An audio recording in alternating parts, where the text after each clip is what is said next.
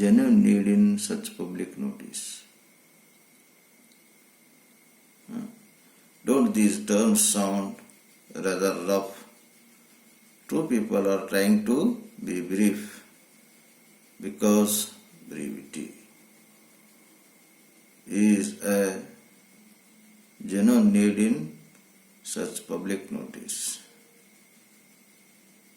ಈ ರೀತಿ ಸಂಕ್ಷಿಪ್ತವಾಗಿರಬೇಕಂತಹ ಸಣ್ಣದಾಗಿರಬೇಕಂತಹ ನೋಟಿಸ್ಗಳನ್ನು ಪಬ್ಲಿಕ್ ಪ್ಲೇಸ್ಗಳಲ್ಲಿ ಹಾಕೋದು ತುಂಬ ಅವಶ್ಯಕತೆ ಇದೆ,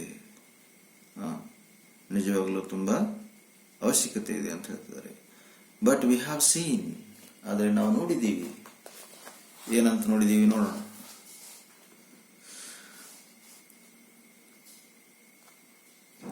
That at least in the case of smoking, people have made some innovation.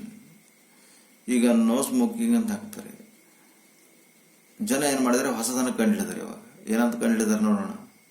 ನವ ಡೇಸ್ ದೇ ರೈಟ್, ಇತ್ತೀಚಿನ ದಿನಗಳಲ್ಲಿ ಏನು ಬರ್ತಿದ್ದಾರೆ ನೋಡೋಣ.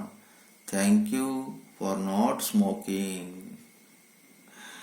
ನೋ ಸ್ಮೋಕಿಂಗ್ ಅಂದರೆ ಸ್ವಲ್ಪ ಹಾರ್ಡ್ ಆಗಿರ್ಬೇಕಂತ, ಸ್ವಲ್ಪ ಮನಸ್ಸಿಗೆ ಕಠೋರ ಅನಿಸ್ಬೋದು ಕೆಲವೊಬ್ಬರಿಗೆ. ನೋ ಸ್ಮೋಕಿಂಗ್ ಅಂದರೆ ಸ್ಮೋಕಿಂಗ್ ಇಸ್ ನಾಟ್ ಅಲೌಡ್ ಅಂತ ಹೇಳಿದ್ರೆ ಅದೊಂದು ಸ್ವಲ್ಪ ಹಾರ್ಡು ಹರಶ್ ಥರ ಅನಿಸ್ತದೆ. ಆದರೆ ನೋ ಸ್ಮೋಕಿಂಗ್ ಅನ್ನೋ ಹೇಳಬೇಕಂತ ವಿಧಾನ ಬದಲಾವಣೆ ಮಾಡಿದ್ದಾರೆ. ಅದಕ್ಕೆ ಏನು ಮಾಡಿದ್ದಾರೆ ಅಂದರೆ ಇನ್ನೋವೇಷನ್, ಅಂದರೆ ಹೊಸದನ್ನು ಕಂಡುಹಿಡಿದ್ದಾರೆ. ಅದಕ್ಕೆ ಏನು ಹೇಳ್ತಾರೆ, thank you for not smoking ಅಂತ ಹೇಳ್ತಿದ್ದಾರೆ. ಈ ರೀತಿಯಾಗಿ ಬದಲಾವಣೆ ಇರಬೇಕು ಅದರಲ್ಲಿ ಕೂಡ ಅಂತ ಹೇಳಿದ್ರೆ. ಆಮೇಲೆ 11th paragraph ಮಾಡೋಣ. Can't we try to use better terms in other cases also? ಬೇರೆ ಒಂದು ಸಂದರ್ಭದಲ್ಲಿ ಕೂಡ ಈ ನಿಯಮಗಳನ್ನು ಕೂಡ ನಾವು ಬಳಸಬಹುದಲ್ಲ. I am not suggesting that in every case we should say thank you for. ನಾನೇನು ಹೇಳ್ತೀನಿ, ಎಲ್ಲ ಸಂದರ್ಭದಲ್ಲಿ thank you for doing your help, thank you for your kind word, thank you for helping me ಇಂಥವೆಲ್ಲ ಹೇಳೋಕ್ಕಂತ ಅವಶ್ಯಕತೆ ಇಲ್ಲ. ಅದು ಸಂದರ್ಭಕ್ಕೆ ತಕ್ಕಂತೆ. I am not saying that in every case, ಪ್ರತಿ ಹಂತದಲ್ಲಿ ಹೇಳೋಕ್ಕಂತ ಅವಶ್ಯಕತೆನೂ ಕೂಡ ಇಲ್ಲ ಅಂತ ಹೇಳ್ತಿದ್ದಾರೆ. We can think of innovative method to make our orders. ನಾವು ಅದರ ಬಗ್ಗೆ ವಿಚಾರ ಮಾಡಬೇಕು. ಇನೋವೇಟಿವ್ ಅಂದರೆ ಒಂದು ಕ್ರಿಯಾತ್ಮಕವಾಗಿರಬೇಕಂತ ಒಂದು ಆಲೋಚನೆ ಮಾಡಿ ಅವುಗಳನ್ನು ಏನು ಮಾಡಬೇಕು, ಪಾಲಿಸಬೇಕು. Innovative methods to make our orders. ಹೊಸ ಒಂದು ರೀತಿಯ ಶಬ್ದಗಳ ಒಂದು ಜೋಡಣೆ ಮಾಡಿ ನಮ್ಮ ಭಾವನೆಗಳಿಗೆ ಅಲ್ಲಿ ನಾವು ಬರೆದು ಬಿಡಬೇಕು ಅಂತ ಹೇಳ್ತಿದ್ದಾರೆ. Innovative orders, instructions and notices sound more polite, more published. ಅಂದರೆ ನಾವು ಹಾಕಿರಬೇಕಂತಹ ನೋಟಿಸ್ ಆಗಿರ್ಬೋದು, ಇನ್ಸ್ಟ್ರಕ್ಷನ್ ಆಗಿರ್ಬೋದು, ತುಂಬ ಮೋರ್ ಪೊಲೈಟ್, ವಿನಮ್ರವಾಗಿರಬೇಕು. ಮೋರ್ ಪಾಲಿಶ್ಡ್ ಅಂದರೆ ಬಹಳ ಅದು ಒಂದು ರಚನಾತ್ಮಕವಾಗಿರಬೇಕು. In south India some restaurants are famous for their tasty fare they offer. ಕೆಲವೊಂದು ಸೌತ್ ಇಂಡಿಯಾ ಕಡೆ ಕೆಲವೊಂದು ರೆಸ್ಟೋರೆಂಟ್ಸ್ಗಳೆಲ್ಲ ತುಂಬ ಫೇಮಸ್ ಆಗಿದ್ದು ಊಟಗೋಸ್ಕರ, ಅಥವಾ ಅಲ್ಲಿಂದು ಟೇಸ್ಟಿ ಫೇರ್, ಅಲ್ಲಿಂದು ಏನು ತಿರುಗಾಡಿ ಏನೋ ಊಟ ಮಾಡೋಕ್ಕಂತ ಜನ ಇರ್ತಾರಲ್ಲ, ಅಲ್ಲಿ ಇರೋಕ್ಕಂಥ ಒಂದು ಘಟನೆ ಇಲ್ಲಿ ಹೇಳ್ತಿದ್ದಾರೆ. Famous for tasty for their offer, naturally therefore they have a big rush and it is a problem for the management. ಚೆನ್ನಾಗಿ ಇರೋಕ್ಕಂತಹ ಊಟಗೆಲ್ಲ ಅವರು ಸಿದ್ಧ ಮಾಡ್ತಾರೆ, ಅದಕ್ಕೆ ಅಲ್ಲಿ ಜನ ತುಂಬ ಹೋಗ್ತಾರೆ ಮತ್ತು ಅಲ್ಲಿಂದ ಮ್ಯಾನೇಜ್ಮೆಂಟು ಕೂಡ ಪ್ರಾಬ್ಲಮ್ ಆಗ್ತದೆ. ಅವರನ್ನೆಲ್ಲ ಹೇಗೆ ಹ್ಯಾಂಡಲ್ ಮಾಡಬೇಕು, ಅಷ್ಟೊಂದು ರಶ್ ಆಗಿರೋಕ್ಕಂಥ ಜನ ಅಂತೆಲ್ಲ ಅದ್ರ ಬಗ್ಗೆ ವಿಚಾರ ಆಗ್ತಾರೆ. In one such restaurant I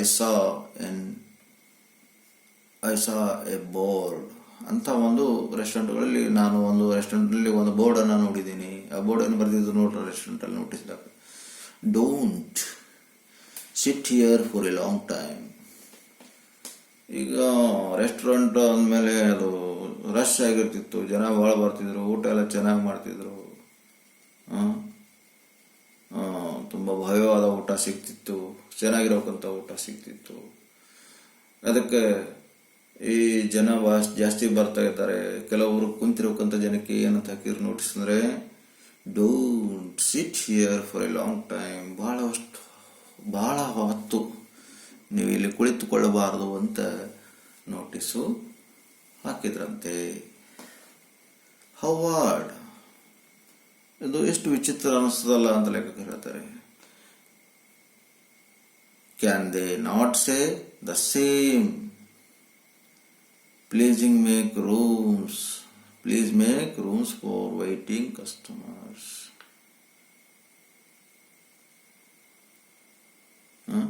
can't say the same thing in better words ಅದಕ್ಕೆ ಹೇಳ್ತಾರೆ.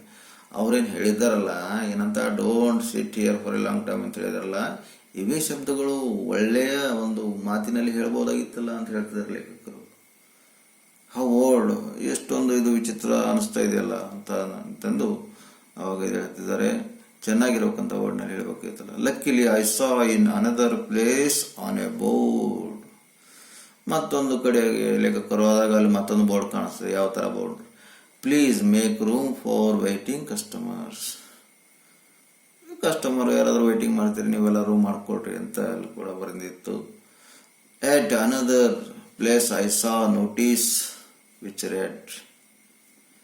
ಮತ್ತೊಂದು ಕಡೆ ಒಂದು ಸ್ಥಳಕ್ಕೆ ಹೋಗಿದ್ದಾಗ ಅಲ್ಲೂ ಕೂಡ ನೋಟಿಸ್ ಲೇಖಕರು ಅಬ್ಸರ್ವ್ ಮಾಡ್ತಾರೆ.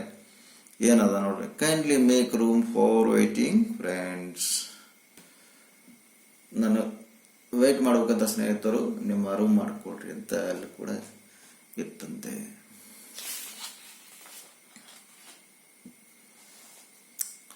12th paragraph.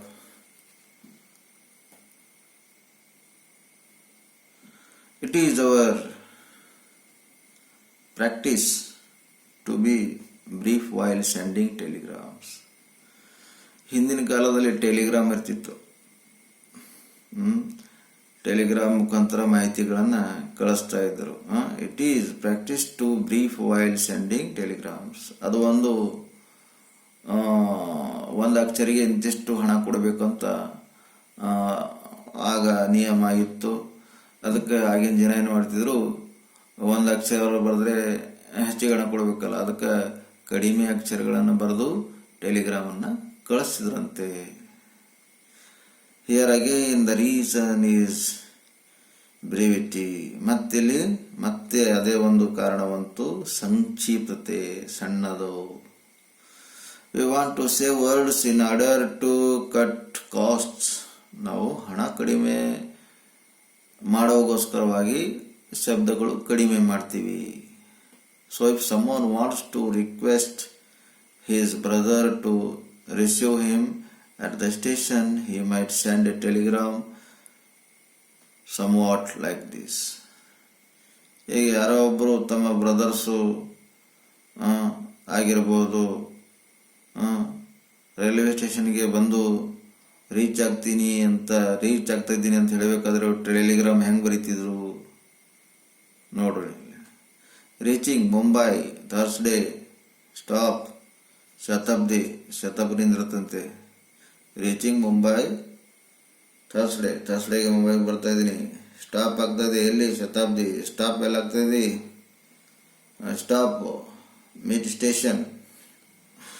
ಈ ರೀತಿಯಾಗಿ ಶಾರ್ಟ್ ವರ್ಡಲ್ಲಿ ಎಲ್ಲ ಬರಿತಿದ್ರಂತೆ ಟೆಲಿಗ್ರಾಮ್ ಅಂದಿನ ಒಂದು ಕಾಲದಲ್ಲಿ. ಇವಾಗೆಲ್ಲ ಚೇಂಜ್ ಆಗಿಬಿಟ್ಟಿದೆ ಎಲ್ಲರ ಹತ್ರ ಮೊಬೈಲು, ಟೆಲಿಗ್ರಾಮು, ಮ್ಯಾಪು,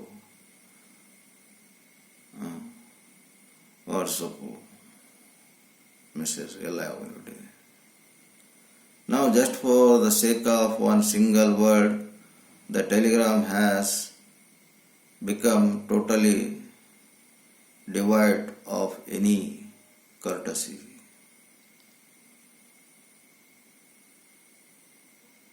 ಇವಾಗ ಆ ಒಂದು ಟೆಲಿಗ್ರಾಮ್ ಎಲ್ಲ ಹೋಗ್ಬಿಟ್ಟಿದೆ.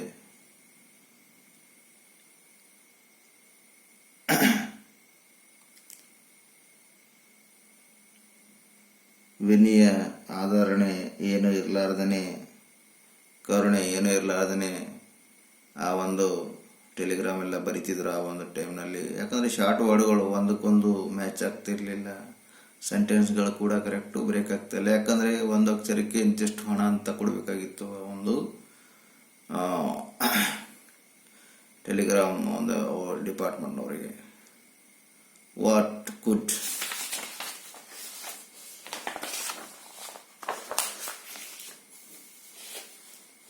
could be the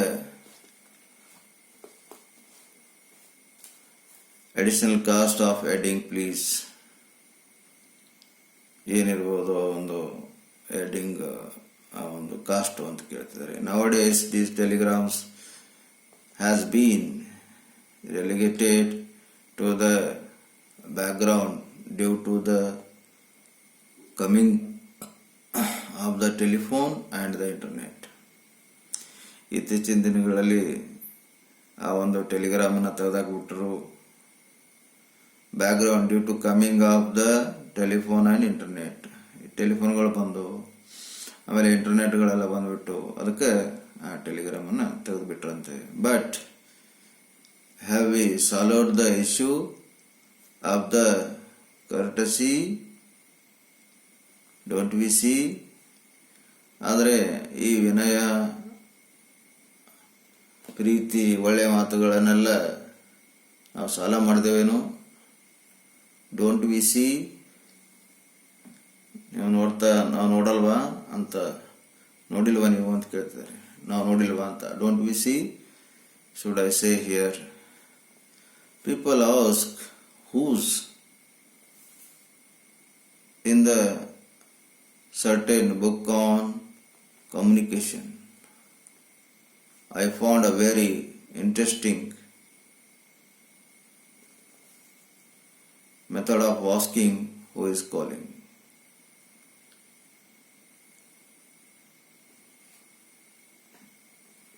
ಇಲ್ಲಿ ನೋಡೋಣ.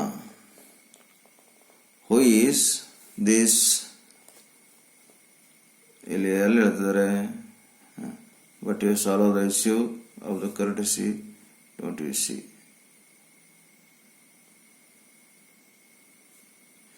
Don't we see?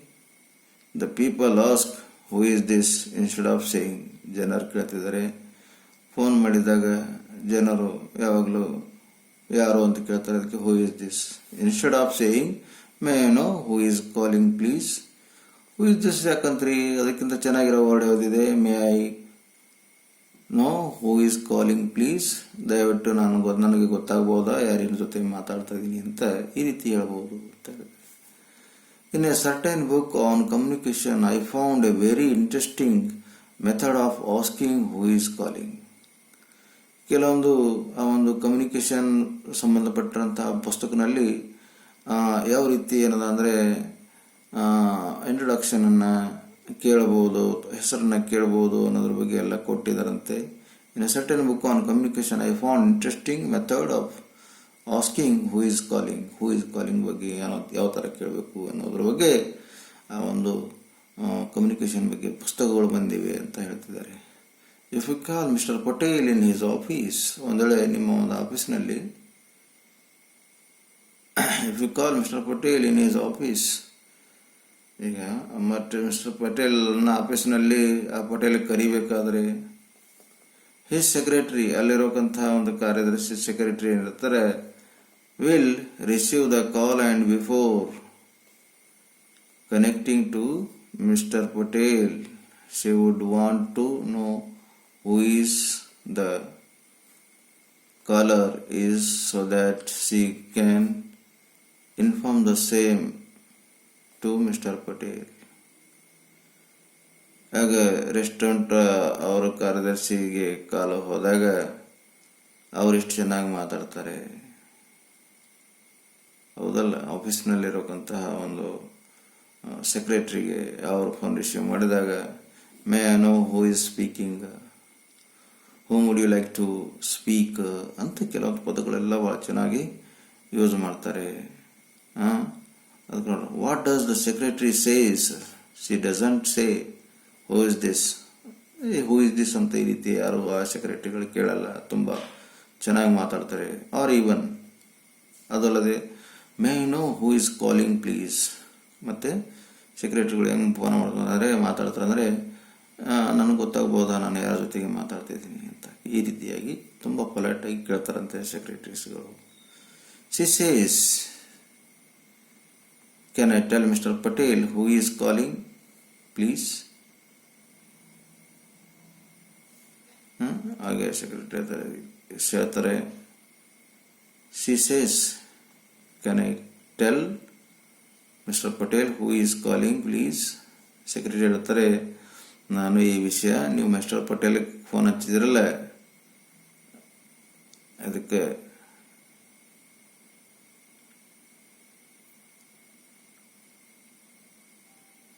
ಅವ್ರನ್ನ ಮಾತಾಡಬೇಕಲ್ಲ ನೀವು ಅಂತ ಕೇಳಿದ್ರೆ, she says, can I tell Mr Patel who is calling please.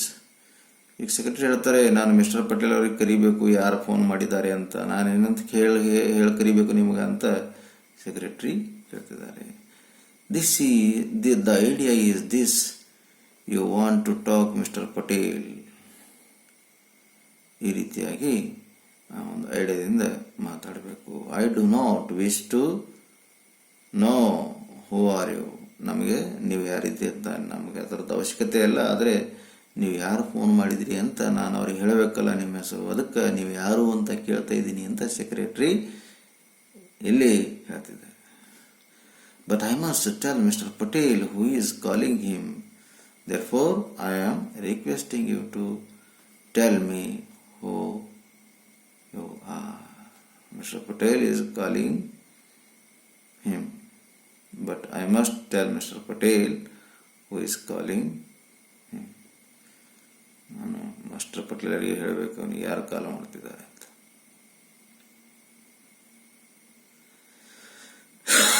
ಅದಕ್ಕೆ ನಾನು ನಿಮಗೆ ರಿಕ್ವೆಸ್ಟ್ ಮಾಡ್ಕೊಳ್ತಿದ್ದೀನಿ, ಯಾರಿದ್ರಿ ನೀವು ಅಂತ ಸೆಕ್ರೆಟರಿ ಕೇಳ್ತಿದ್ದಾರೆ.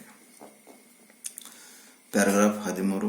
Consider how we respond when someone says thank you to us. In the olden days people use to say don't mention it. Later people started using the phrase it's all right. Nowadays people says you are welcome or simply welcome. Consider the response of the when someone says thank you. ಈಗ ನೀವು ಇಲ್ಲಿ ಪರಿಗಣನೆ ಮಾಡಬಹುದು, ಕೆಲವೊಬ್ಬರು ಉತ್ತರ ಯಾವ ರೀತಿ ಕೊಡ್ತಾರೆ. when someone says thank you to us, ಯಾರಾದ್ರೂ ನಮಗೆ ಥ್ಯಾಂಕ್ಸ್ ಅಂತ ಹೇಳಿದಾಗ ಆ ಹಿಂದಿನ ದಿನಗಳಲ್ಲಿ ಯಾವ ರೀತಿ ಅವರಿಗೆ ಉತ್ತರ ಕೊಡ್ತಿದ್ದೀವಿ ಅಂದರೆ, in the olden days people use to say don't mention it ಅಂತ ಹಿಂದಿನ ದಿನಗಳೆಲ್ಲ ಹೇಳ್ತಿದ್ರಂತೆ. Later people started using the phrase. ನಂತರ ಜನ ಬೇರೆ ಥರ ವರ್ಡ್ಗಳನ್ನು ಯೂಸ್ ಮಾಡೋದಕ್ಕೆ ಪ್ರಾರಂಭ ಮಾಡಿದ್ರು. ಏನಂತ, ಯಾರಾದರೂ ಹೆಲ್ಪ್ ಮಾಡಿದಾಗ ಇಟ್ಸ್ ಆಲ್ ರೈಟ್ ಅಂತ ಹೇಳ್ತಿದ್ರು, ಯಾರಿಗಾದರೂ ಥ್ಯಾಂಕ್ಸ್ ಹೇಳಿದಾಗ. Nowadays people say you are welcome. ಈಗ ಜನ ಏನು ಮಾಡ್ತಿದ್ದಾರೆ, ಯು ಆರ್ ವೆಲ್ಕಮ್ ಅಂತ ಹೇಳ್ತಿದ್ದಾರೆ. ಆರ್ ಸಿಂಪ್ಲಿ ವೆಲ್ಕಮ್, ಸಿಂಪಲ್ ಆಗಿ ಶಾರ್ಟ್ ಅಂಡ್ ಸ್ವೀಟ್ ವೆಲ್ಕಮ್ ಅಂತ ಹೇಳ್ತಿದ್ದಾರೆ ಕೆಲವೊಬ್ರು. 14th paragraph. One method of our improving our communication with others is to put you before as far as I possible. One method of improving our communication with others is to put you before as far as possible. ಈ ರೀತಿಯಾಗಿ ಕಮ್ಯುನಿಕೇಷನ್ನಲ್ಲಿ improve ಆಗೋದ್ರ ಬಗ್ಗೆ ನಿಮ್ಮ ಅಭಿಪ್ರಾಯಗಳನ್ನು ನೀವು ಹೇಳಬೇಕು. Is put you before I as far as possible. ಐಕ್ಕಿಂತ ಮೊದಲು ಇಡಬೇಕು put you before I as far as possible. You ಅಂತ ಅಲ್ಲಿ ಯೂಸ್ ಮಾಡಬೇಕು. Put you before I as far as possible ಅಂತ ಹೇಳ್ತಿದ್ದಾರೆ. ಆದಷ್ಟು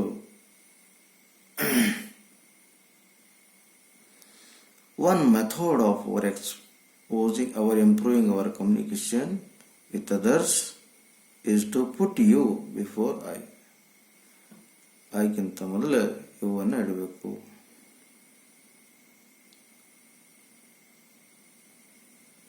Consider some words like union, united, building, guiding, trusting, communications, and so on. In these words, the letter U comes before the letter I. ಐಕ್ಕಿಂತ ಮೊದಲು ಏನು ಬರ್ತದೆ? You ಬರ್ತದೆ.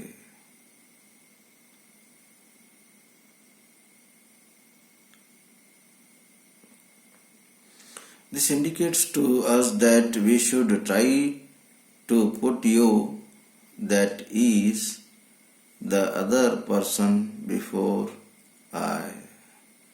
ಅದಕ್ಕೆ ಈ ಅರ್ಥ ಏನು ಕೊಡ್ತು ಅಂದರೆ, ಮೊದಲು ನೀವು ಮುಂದಾಗ್ರಿ, ಬೇರೆ ಜನ ಆಮೇಲೆ ನಂತರ ಬರ್ತಾರೆ, ನಂತರ ನಾನು. If I wish to thank someone for the nice party, I can say your party was so enjoyable. If I wish to thank someone for the nice party, I can say, ನೀವು ಎಲ್ಲಾದರೂ ಒಂದು party ಹೋಗಿದ್ದಾಗ party ತುಂಬ ಚೆನ್ನಾಗಿತ್ತು ಅಂದರೆ ಅವಾಗ ಏನು ಹೇಳಬೇಕು? Your party was so enjoyable, I thank you.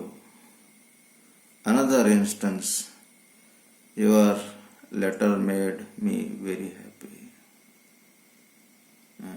ಮತ್ತೊಂದು ಎಕ್ಸಾಂಪಲ್ ಹೇಳಿದ್ರೆ, your letter made me very happy ಅಂತ ಇಲ್ಲಿ ಹೇಳ್ಬೋದು. It may be noted that there is no limit to improvement we can make in our action or speech. It may be noted that there is no limit to improvement we can make. ಅಲ್ಲಿ ಯಾವುದು improvement ಮಾಡೋದು ಅಂತದ್ದು ಏನೋ ಉಳಿದಿಲ್ಲ. In our action or speech, ನಮ್ಮ ಮಾತಾಡೋದ್ರಲ್ಲಾಗಲಿ ನಮ್ಮ ಒಂದು ಕಾರ್ಯಗಳಲ್ಲಾಗಲಿ. Nor can we say that a particular action R